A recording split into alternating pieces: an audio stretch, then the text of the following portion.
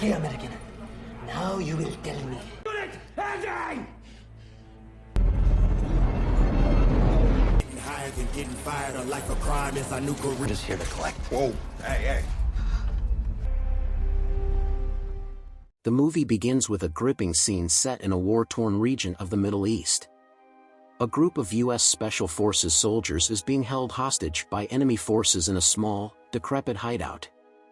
They endure horrific interrogation methods, including beatings and electrocution. Among the captured soldiers is a brave female officer named Wine, who faces imminent torture at the hands of her captors. Her commanding officer, Captain Jesse Freeman, steps in, declaring that Wine knows nothing of value. His defiance angers the enemy soldiers further, and their methods of torture intensify as they try to extract information. Despite the relentless pain inflicted on him, Jesse remains unyielding, refusing to betray his comrades. The captors, frustrated by their inability to extract information, begin arguing amongst themselves, leading to disarray. Jesse seizes the opportunity to feign unconsciousness, pretending to succumb to the torment. As the captors let their guard down, he suddenly springs into action, swiftly overpowering them. Using his combat skills, he frees his fellow soldiers, turning the tables on their captors. However, their ordeal is far from over. In a desperate move, the captors activate a bomb within the hideout, forcing Jesse and his team to attempt a daring escape. The bomb detonates as they flee, inflicting serious injuries on the group. Tragically, Jesse is the sole survivor of the explosion. Years pass, and Jesse retires from active duty, choosing a quieter life with his family. He now works as a security guard at a major basketball stadium while living with his wife, Alicia, and their 2 children, Ryan and Mara. Despite his new life, Jesse remains preoccupied with work, often neglecting his family. Alicia expresses concern about his distant behavior and urges him to spend more time with their children. Jesse takes her advice seriously and devises a plan to bond with his kids by bringing them to his workplace for a special basketball game. The game is no ordinary event. Meanwhile, Diana and her boyfriend, Millie, arrive at the stadium amidst media frenzy, surrounded by journalists and fans.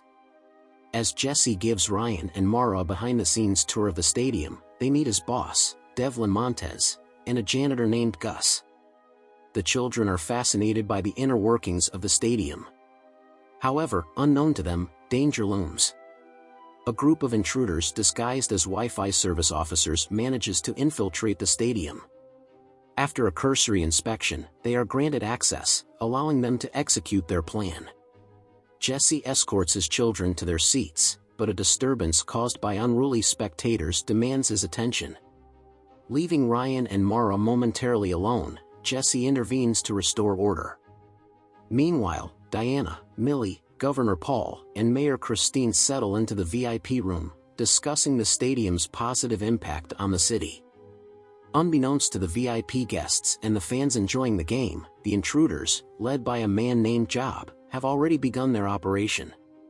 They systematically eliminate the real security officers and take control of the stadium's security system, planting bombs at strategic locations.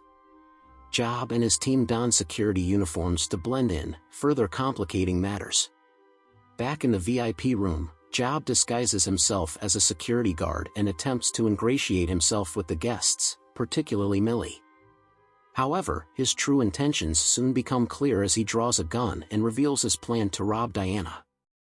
The situation escalates when Job, frustrated by Governor Paul's attempts to reason with him, fatally shoots the governor, leaving the room in shock. Elsewhere, Mara, uninterested in the basketball game, decides to explore the stadium. She accidentally stumbles upon the intruders attacking security personnel. Horrified, she attempts to flee but is quickly captured to ensure her silence. Job demands that Diana transfer $1 billion to a secret account and orders his team to disrupt the stadium's communication systems, isolating the staff and fans. Jesse, meanwhile, discovers Mara's disappearance and uses a tracking device linked to her VIP card to locate her. However, the intruders anticipate this and use the card to frame Jesse for their activities. When other security guards confront him, Jesse is forced to defend himself, using his military training to overcome them. Suspicious of the situation, Jesse teams up with Gus, who shares his concerns about the sudden replacement of many security officers. Together, Jesse and Gus investigate the stadium, eventually confronting Gamma, one of Jobs' team members, who is in the process of planting a bomb. A fierce battle ensues, with Jesse ultimately emerging victorious. Before her death, Gamma cryptically warns that everyone in the stadium will die once the game ends.